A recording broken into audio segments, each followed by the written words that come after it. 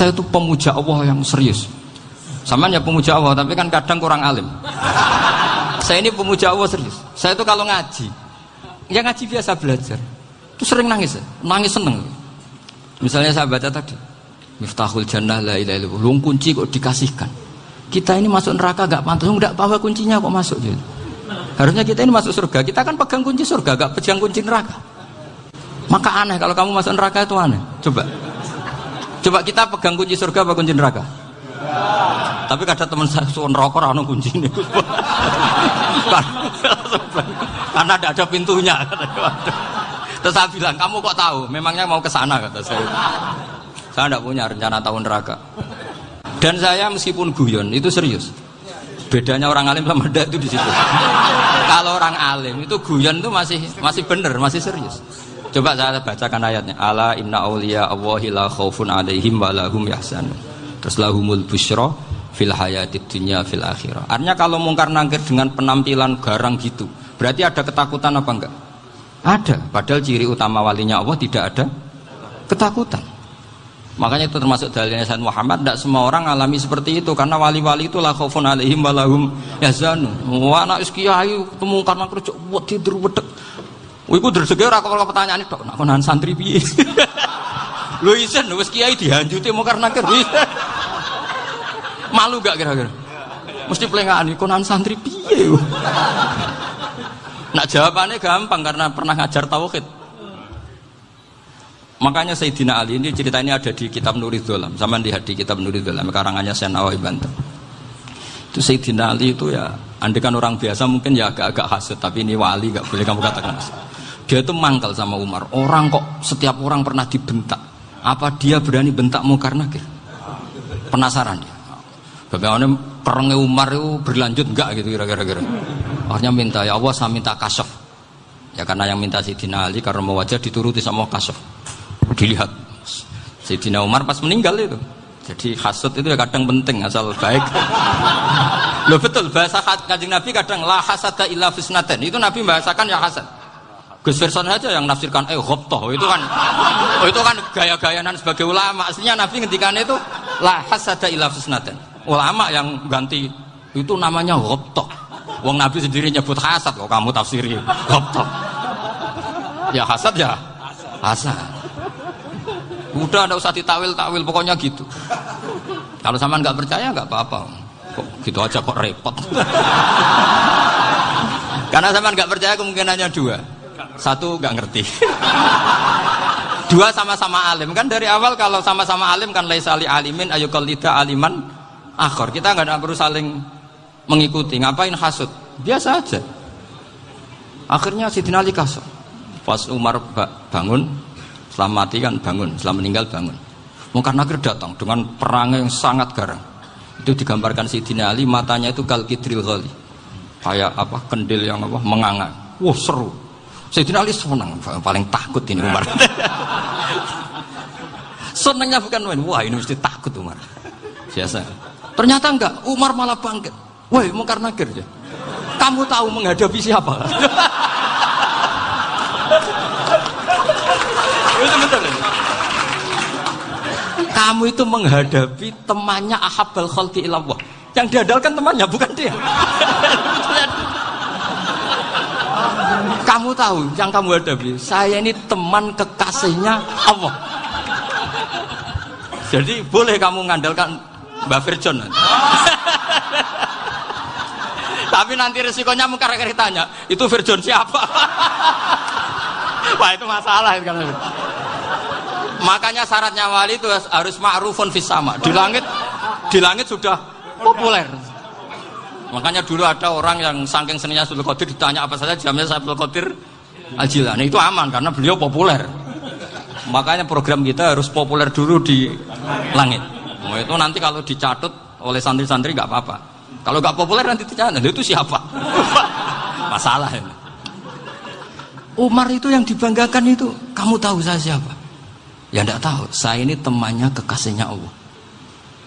Temannya Muhammad, iya Muhammad Rasul. Wah mikir, waduh, repot.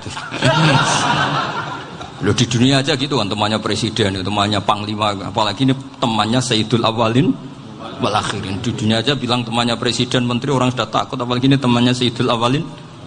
Hanya mungkar nakir terus konfirmasi sama Allah, gimana ya Allah ini ngadepi.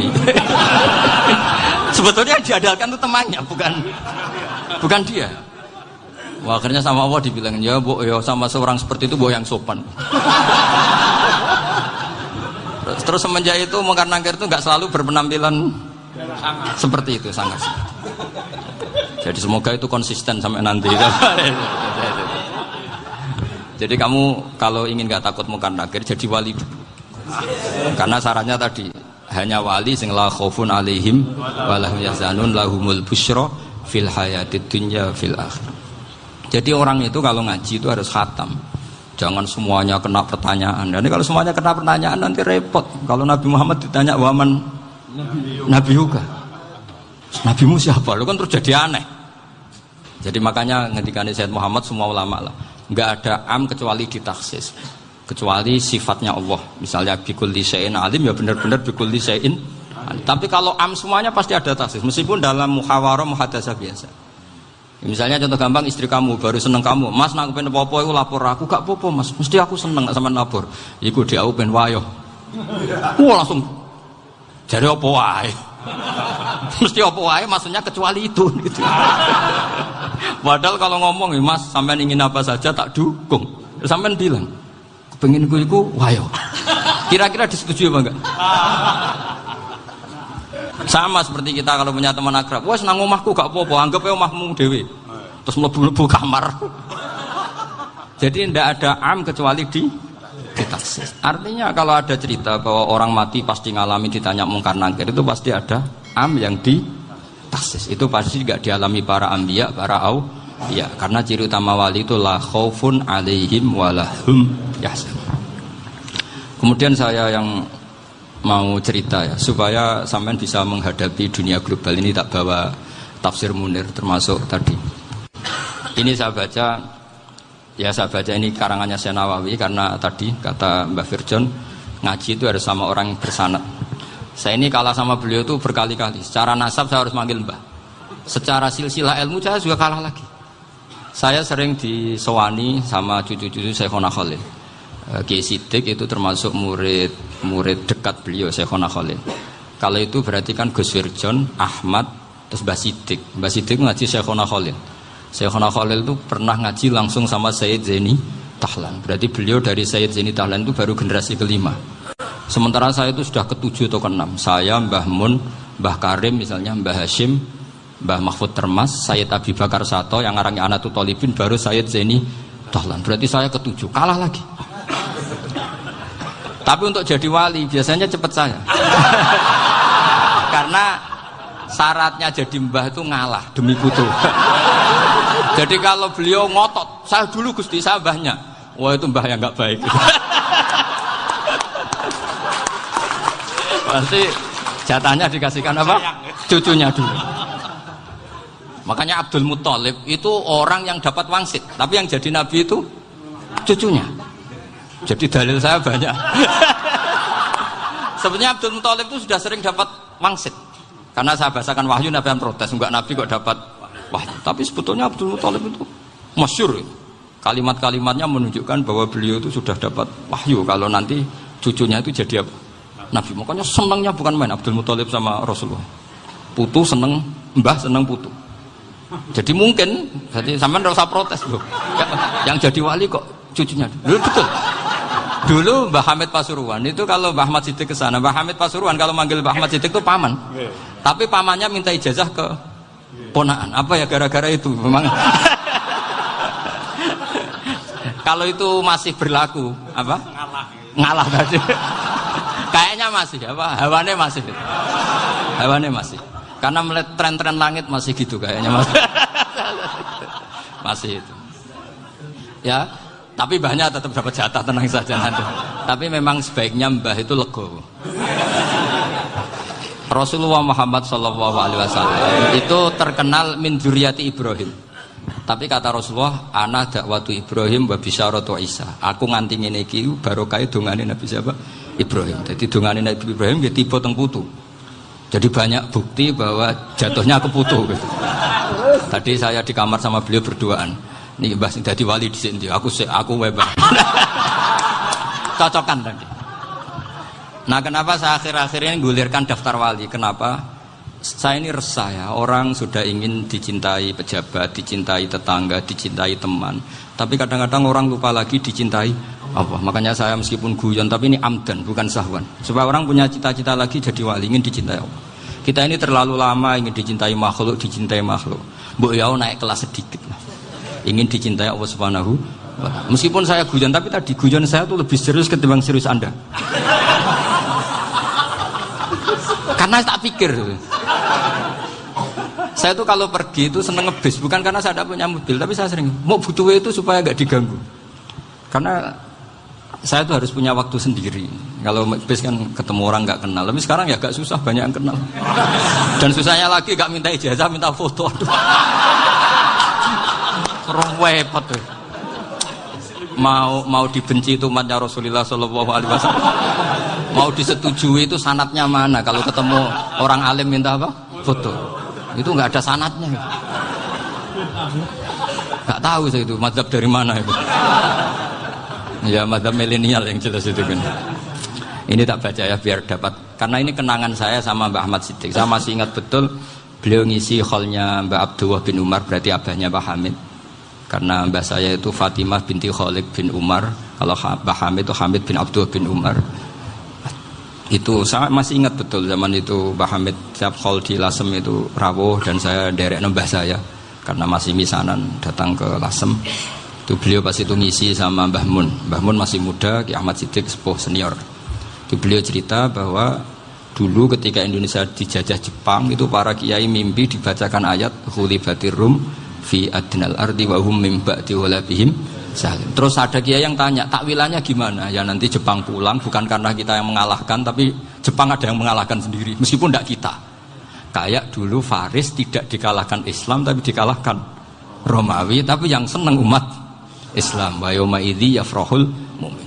Itu luar biasa ulama-ulama kita. Delalah kejadiannya Indonesia seperti itu. Yaitu kita tidak mengalahkan Jepang, tapi Jepang pulang sendiri karena dikalahkan apa? Sekutu. Ya ini saya baca. Ini tidak usah dicek bacanya benar apa enggak. Sudah aman apa? Aman. Karena kalau saya salah itu ya sengaja. Artinya ya sengaja saja. Ya biasa maksudnya. Saya kemarin ngisi di Pondok Peloso, di Pondok Al Munawir Jogja. Salah itu ada dua. Ada salah memang benar-benar salah. Itu enggak apa-apa, bisa dimakfu. Karena mesti sangke wong goblok salah yang terus itu. Ada salah bawaan ilmu, itu repot tuh dadaninnya. Karena misalnya kita yang biasa belajar qiraah safah wayah sibuhu, mesti diulang lagi wayah sabuhu. Karena qiraahnya Imam Asim itu hasibah yah sabu bi fathis sin. Sementara kita kalau ngaji kitab kulino yahsib. Sehingga kita yang biasa belajar safah itu kalau baca kitab itu kayak orang bingung. Kadang-kadang yang ngaji juga bingung. Gus Pak mau cok bulan pilih. Ya tepat-tepatan. Ada yang mengatakan Gus Pak bingung, ada yang mengatakan Gus Pak alim alama. Ya tepat-tepatan nasib. Karena memang ya safah memang seperti itu. Misalnya kufuan. Kufuan itu Imam Asim baca kufuan. Tapi beliau punya murid namanya Syu'bah. Itu kalau baca kuf'an. Makanya kita itu, ini kan khataman Quran ya. Jadi saya menyinggung sedikit tentang qiraah safah. Tadi beliau juga sudah tak kasih kitab saya Hifdzuna Lihadal Mushaf. Sama tak ajari latihan safah. Memang angel ya. Makanya yang nggak bisa itu wong pinter. Sudah tahu angel ya nggak usah diteruskan kan. Orang menghindari barang angel itu pinter apa goblok? Pinter. Berarti wong goblok pinter. Saya tuh makanya sama orang goblok tuh respect. Jadi orang alim tuh angel apa gampang? Angel. Menghindari barang angel pinter apa goblok? Loh, orang menghindari barang angel pinter apa goblok? Pinter. Berarti wong goblok pinter. Jadi saya sama orang-orang goblok itu respect. Sudah tahu jadi orang alim angel ya barang angel ya harus dihindari. Makanya saya ini insya Allah umatnya Nabi yang termasuk yang terbaik. Amin. Karena mencintai umatnya Nabi termasuk yang goblok. Waduh. Itu tidak gampang itu. Karena tadi sudah tahu ya. Seperti itu loh orang naik panjat pinang. Itu yang naik karena ingin hadiah. Yang nonton sudah tahu, wah licin kok dinaikin mau keplodok ya. Tapi orang sepakat yang nonton juga pinter karena sudah tahu ribet kok Tuku ning pasar rak kena lha opo menek. Sama-sama juga gitu. Ngalim tafsir angel, ngalim fikih angel. Nek karek ngaji ngrekam kan gampang. Itu pinter apa goblok? Pinter. Iya. Makanya kula niku mbok burohno ngono tok. Saya tadi dinasihati Mbak Firjon, muga-muga hati saya selamat. Saya itu meskipun kata orang banyak, muhibbin saya banyak, tapi saya insya Allah tidak riya. Saya itu pakai kitab namanya Tasbidul Fuad, itu karangannya Said Abdul Al-Haddad. Ketika beliau punya muhibbin banyak ditanya, bagaimana ya Habib Anda menjaga hati Anda? Jamnya Said Abdul Al-Haddad itu unik. Innama azzamu Allah. Mereka itu sebenarnya menghormati Allah. Cuma butuh sarana, dan itu saya. Jadi saya tahu sampean semua itu mencintai Quran, mencintai sunnah Rasul, mencintai hadis-hadis Rasul. Cuma sampean kan karena nggak paham, terus manfaatkan saya. Jadi sebenarnya saya ini korban. Korban. Jadi saya mau riak gimana? Korban kok mau. Bangganya di mana tuh? Coba sampean misalnya ngaji tafsir, belajar sendiri kan susah. Terkibnya susah, maknanya susah. Bahkan beli kitabnya kadang tidak kuat. Loh, untuk jadi alim tafsir itu kan harus beli kitab. Loh, saya sering belajar kitab itu jutaan. Tafsir Tobari, saya pernah beli kitab Fakhrur Razi itu berapa coba? 27 jilid. Karangannya Fakhrur, belum karangannya ulama modern, Imam Sya'rawi. Itu berapa jilid? Itu jutaan. Saya kemarin juga dihadiahi kitab Pak Quraish Shihab namanya Faidul Bari fi Syarhil Bukhari. Pak Quraish Shihab yang terkenal. Dia sering diskusi sama saya. Saya ngasih hadiah beliau ngasih hadiah saya. Oh itu harganya nggak kuat. Tidak kuat kadang di Indonesia nggak ada coba. Dan sama orang hebat menghindari kesulitan itu. Nah, kesulitan itu sebab ngaji ikut, kalau nggak paham dirukok rekamannya sudah gitu. Pinter mana sampean sama saya? Pinter sampean kan? Bikin sosis susah, beli aja kok repot kan. Makanya nggak boleh orang bilang, wah aku goblok reso tafsir, aku wong pinter. Makanya nanti kalau saya ketemu Nabi tidak termasuk orang yang mentahkir orang Islam. Kafa bil mari isman ayah kira akhahul muslim. Jadi cukup orang itu dosa kalau menyepelekan orang Islam. Termasuk darani sampean goblok itu dosa. Caranya nggak darani goblok ya tadi di logika tadi. Alim itu angel. Ngendari angel itu pinter. Berarti wong bodoh. Pintar ya sudah gitu. Tapi tetap bodoh. Tapi ini satu cara untuk saya respect gitu. Coba orang yang ngaji tafsir saya banyak, mungkin ribuan. Itu sebetulnya mencintai Quran. Karena Quran adalah kitab suci yang panduannya umat Islam. Sangat mencintai Quran. Terus kemudian mereka nggak paham. Terus mencari orang yang memahamkan. Burohno lah cara Jawane ini. Terus keren saya itu di mana coba? Lah terus mereka kurang ajarnya gini, kalau paham itu ya alhamdulillah paham. Kowe nak ngaji Gus Bae ngono tok. Tapi nek ora paham, ora nyalano akale. Mari Gus Bae nerangno cepet, mulane aku gak paham. Ora kok nyalano teke sing lelet tuh. Oh kan masyaallah naudzubillah tenan. Sebetulnya tingkat kurang ajarnya tinggi Gus sebenarnya. Jadi kalau nggak paham itu kadang nggak nyalahno uteke. Kayak mau misalnya, mau mari mikir aja jelas. Padahal misalnya jelas orang mesti paham, bodoh ya. Paham ya? Jadi kata Said Abdul Haddad, innama azzamu Allah. Sebenarnya mereka itu sangat menghormati Allah. Makanya kita nggak perlu mengatakan wasilah itu kafir, nggak akan. Karena orang tawasul sama Rasulullah itu ingin dapat ridhonya Allah lewat orang yang dicintai Allah. Kita mencintai wali sebenarnya, wah itu kekasih Allah. Kita mencintai itu karena mencintai Allah. Sama seperti gini. Kamu mencintai kangkung apa enggak? Sebenarnya sama sekali enggak. Tapi kamu ingin sehat, ada asupan gizi. Kamu ingin tubuh kamu sehat, butuh asupan gizi. Kemudian kamu makan kangkung. Apa terus kamu cinta kangkung kan enggak? Cinta kesehatan kamu sama. Orang yang mencintai saya sebenarnya ingin kepuasan rohani. Saya kan termasuk kiai yang torekonya gampang. Ini swarga kan akhirnya penggemarnya banyak. Coba kalau kamu neraka. Jadi sebetulnya Anda mencintai kepuasan Anda sendiri. Nah, saya ini korban. Makanya untuk masuk surga cepat saya, korban itu cepat. Da'watul mazlum la turaddu kan gitu. Laisa bainahu wa bainallah hijab. Jadi saya kalau donga langsung seret langit. Karena mazlum. Saya sinau tafsir itu, Mbak, sampean bayangkan ada tafsir itu sudah 27 jilid. Sing ngarang Fakhrur Razi itu buletnya bukan main. Karena dia ahli filsafat. Buletnya masyaallah. Sudah gitu sinau Jalalain kadang dikomen oleh Sawi. Sudah kita percaya Jalalain jebule dibuli Sawi. Percaya Sawi dikandani, "Oh iku Maliki rasa ribet." Sudah gitu sinau Qurtubi, sinau tafsir Tabari itu susahnya. Belinya susah, belajarnya susah. Padahal saya punya keluarga, punya istri, punya anak. Bayangkan kalau istri saya rewel kayak istri sampai. Wah itu. Tapi alhamdulillah enggak. Sama sekali enggak. Allah sudah milihkan, wah ini bahaya kalau punya istri rewel. Imam Sibawai itu kitabnya banyak, tapi yang terbukukan hanya Kitab Sibawai. Karena beliau kalau sudah belajar lupa istri. Hanya pas beliau di pasar, kitabnya dibakar semua sama istrinya. Karena dianggap saingannya. Ternyata yang dicerai tidak kitabnya, malah istrinya. Itu Imam siapa? Sibawai. Tapi alhamdulillah kitab saya nggak terbakar, aman.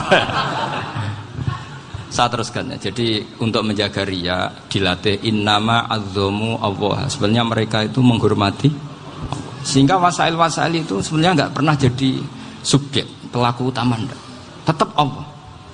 Sebab itu kata Sayyid Muhammad, kamu kok mengatakan wasilah itu kafir itu gimana? Ketika innallaha qad ba'atsa lakum taluta malika. Talut itu ya manusia. PD-nya itu apa?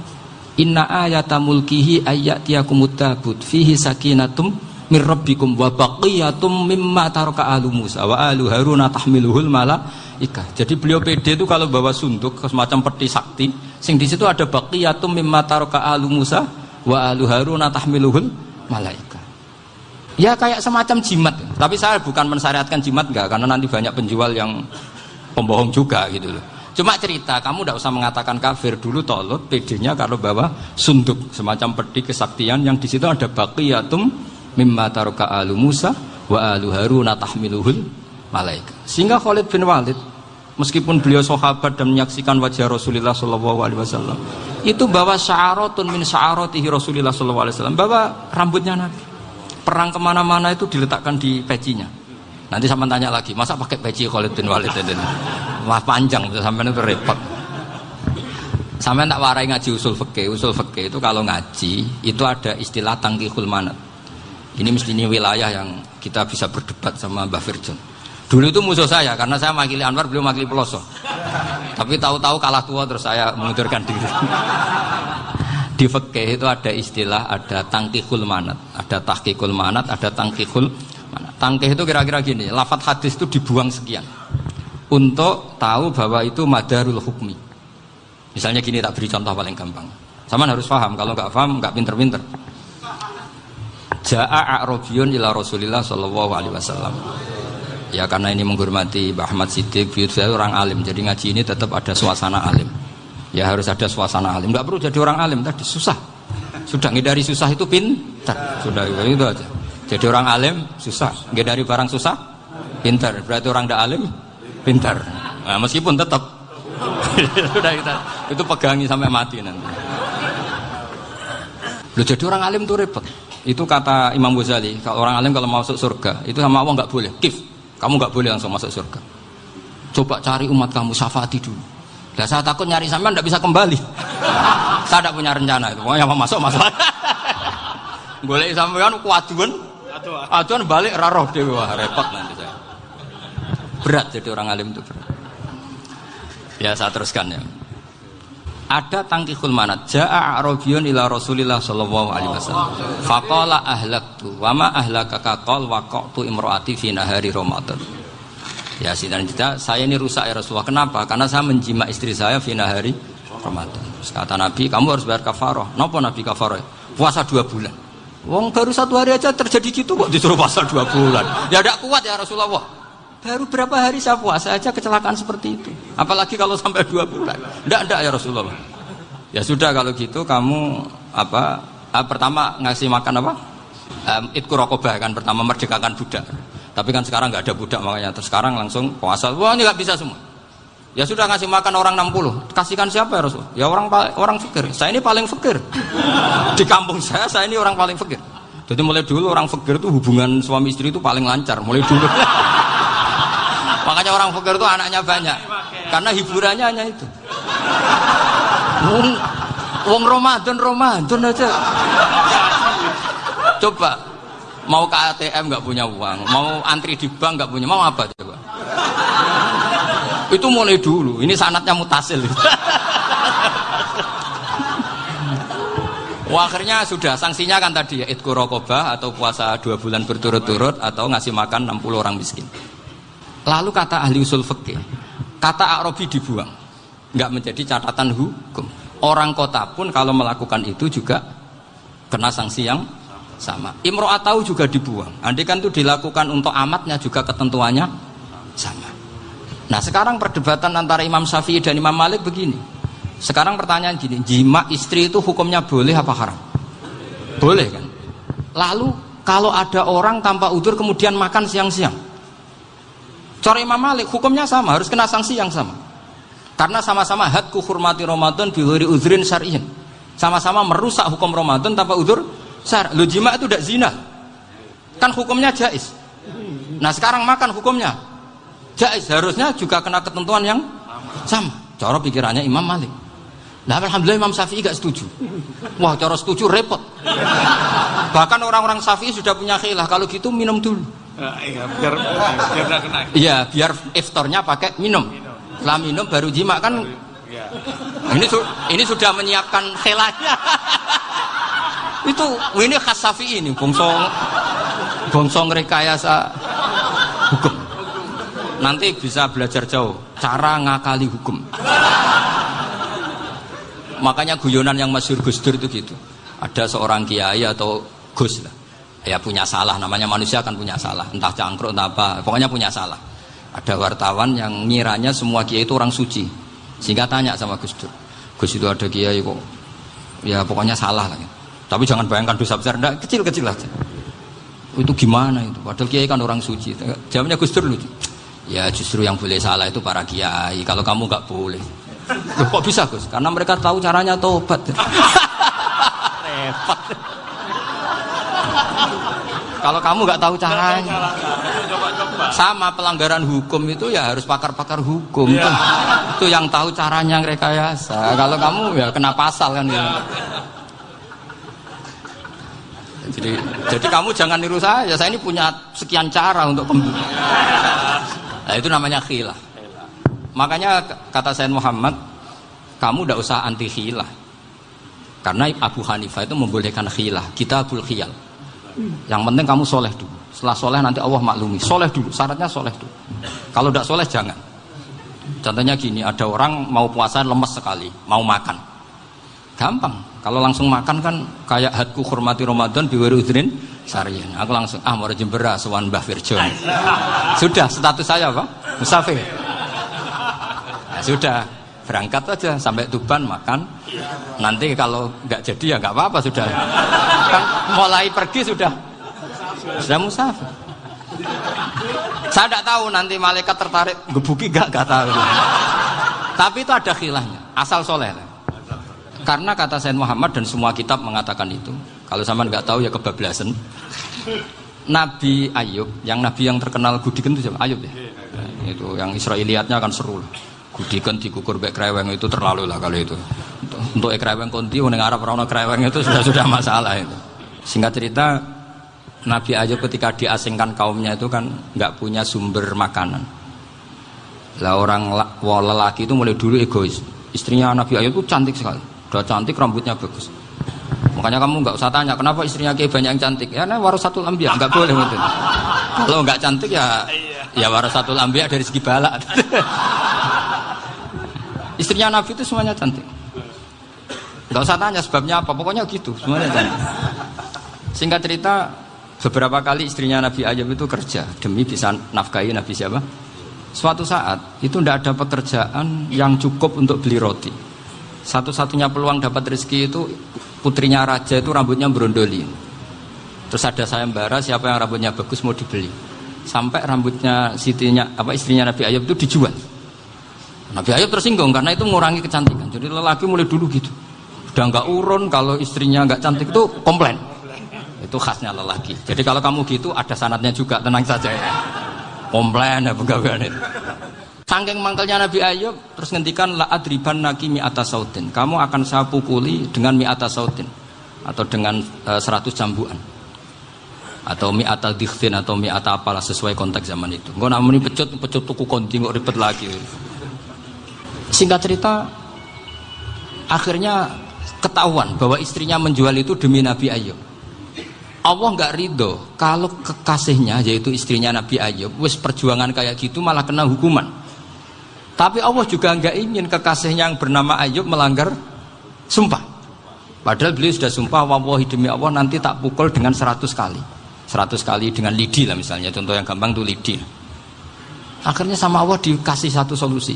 Wa khud biyadika dikhsan fadrib bihi wala tahnas. Ya sudah, lidi itu ikat jumlahnya 100. Terus pukul sekali saja. Anggap saja sudah 100. Iku pangeran sing wari ngakali ngono iku pangeran.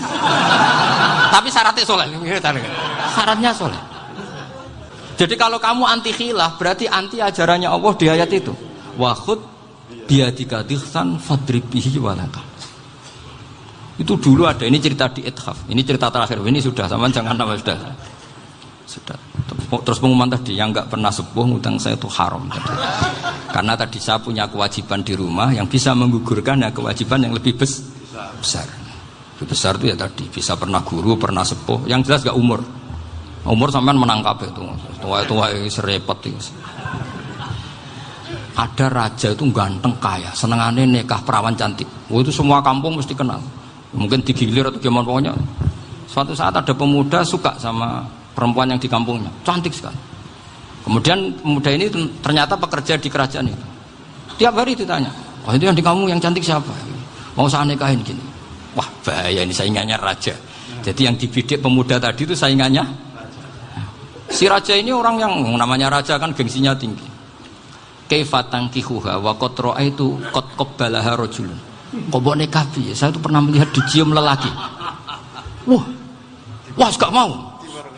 Gak gelem wis kadung ditambung lan wa qad qabbalaha rajulun. Saya pernah melihat sendiri qabbalaha rajulun, dicium oleh lelaki.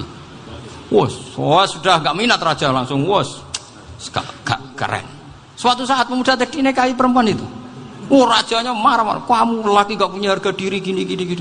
Gak punya selera, gak punya harga diri, sudah pernah dicium orang kok tetap dinikah. Terus bilang ke raja, ta'rif manir rajul, lelaki itu siapa? Abuha. Kamu tahu lelaki itu siapa? Sopo? Abuha. Bapaknya. Saya kan hanya bilang rajulun. Pernah dicium lelaki. Lah pikirannya raja itu lelaki kue-kue ngene iki. Tapi butuhe canom mau raja ben gak sida, itu aja tuh. Baru kayak digulirkan gitu, wakot kebalah rajulun. Wah nggak mau. Setelah itu suatu saat pegawainya tadi nikahi perempuan. Kamu nggak punya harga diri gini. Kamu tahu mandir rajul apa abuha? Wah nak ngono aku gak apa-apa. Lah monggo sakniki wis bojo kula. Ora trimo wis diambung wis macam-macam, Pak. Lah itu namanya khilah. Apa? Khilah. Kalau di Balaghah disebut tauriyah atau apalah. Tapi saya tidak ngajari sampean seperti itu. Sudah pinter sebelum saya ajarin. Bangsa ngakali kan sudah pinter. Saya kira demikian.